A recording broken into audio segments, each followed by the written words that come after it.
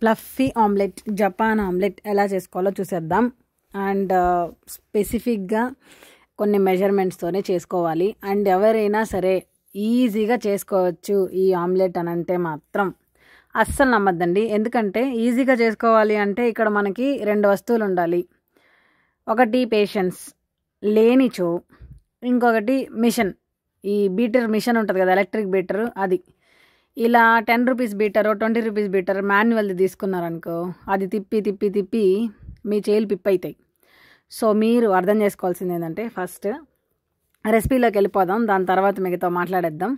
So first మనము egg crack చేసుకొని, అంటే ఎగ్ పగలగొట్టుకొని మనం వైట్వి సపరేట్గా పెట్టుకోవాలి. వైట్ సోనా ఎగ్ అండ్ ఎల్లోది ఉంటుంది కదా, అది సపరేట్గా పెట్టుకోవాలి. ఎల్లోది ఒక్క డ్రాప్ అన్నా మీకు ఇది రాదు. సో చాలా కేర్ఫుల్గా విడి చేయడం అనేదే మెయిన్ ఇక్కడ. అండ్ అంతేకాకుండా ఇలా మనకి ఫామీగా క్లౌడ్, మీ మేఘాల టెక్స్చర్లో రావాలి అని అంటే మనకు ఖచ్చితంగా ఫుల్ వైటే ఉండాలి. ఎల్లోకి ఉండే గుణం ఏంటి అంటే ఈ ఫ్లఫీనెస్ని తీసుకోరాదనమాట. సో అందుకని వైట్లో ఒక డ్రాప్ కూడా యాడ్ అవ్వకుండా మనం సపరేట్ చేసుకోవాలి.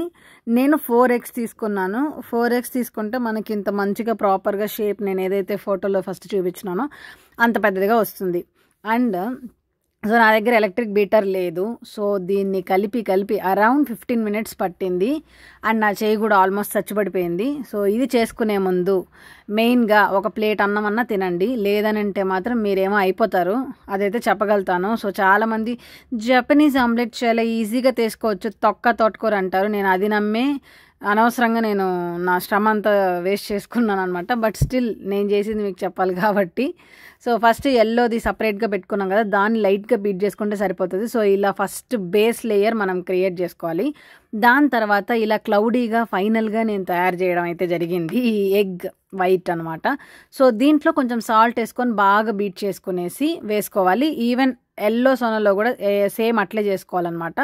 ఈ రెండిట్లో లైట్గా సాల్ట్ సరిపడా వేసుకునేసి బాగా చేసుకునేసి, దాని తర్వాత బేస్ ఎల్లో, పైన వచ్చి వైట్, ఇలా ఫామీ టెక్స్చర్ ఉంటుంది కదా. సో దీన్ని ఒక 2 minutes ఉంచితే సరిపోతుంది. నేను 3 minutes ఉంచాను. సో దాని తర్వాత పర్యవసనాలు ఏంటో మళ్ళీ చెప్తాను. సో బటర్ వేసుకోండి, చాలా టేస్టీగా ఉంటుంది. So butter important బిగులు.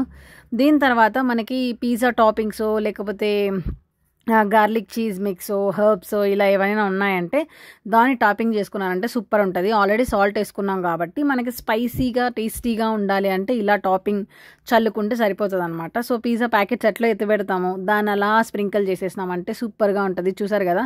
సో ఇలానే ఉన్నింది. ఇది పైన బాగా రోస్ట్ అవ్వలేదు అన్న దాంతో మూసి పెట్టాను. సో ముయ్యడం వల్ల అది కొంచెం వాటరీగా తయారయ్యి ఇట్లా స్టిక్కీగా పిజ్జా లాగా థిక్ బేస్లా తయారైంది. సో అది నేను చేసిన మిస్టేక్, మీరు చెయ్యకూడదు. అండ్ 1.5 minutes ఉంటే సరిపోతుంది. సో ఆ ఫామీ టెక్స్చర్ కాబట్టి తొందరగా మీకు ఆమ్లెట్ అనేది అవుతుంది అన్నమాట. బట్ సూపర్ ఉంది, నిజంగా చెప్తున్నాను. ఇంకా ఫామ్గా ఉన్నప్పుడు, ఆ క్లౌడ్స్ టైప్లో ఉన్నప్పుడు ఉంటే ఇంకా సూపర్ ఉండేది. బట్ స్టిల్ నాకైతే పెచ్చగా నచ్చింది. సో కష్టమైనా సరే చేసుకోండి, లేదంటే ఎలక్ట్రిక్ బీటర్ కొనుక్కొని మరీ చేసుకోండి.